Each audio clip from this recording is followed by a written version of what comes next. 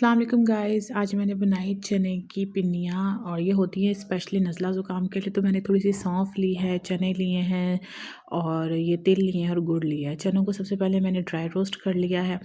उसके बाद मैंने कढ़ाई में थोड़ा सा पानी डाला है और उसमें 2 गुड़ के वो पीस डाले हैं, या आप हस्बे ज़ायक़ा जितना भी ले सकते हैं। तो गुड़ मेल्ट हो गया तो थोड़ा सा उसमें घी ऐड कर दिया है और उसके बाद जो चने का पाउडर बना के रखा है, भुने हुए चनों का पाउडर और सौंफ और तिल, ये सब चीज़ें डालकर हम लोग इसे अच्छे से मिक्स कर लेंगे और उसे पिन्नी की शक्ल में देनी है तो पिन्नी की शक्ल दे दें।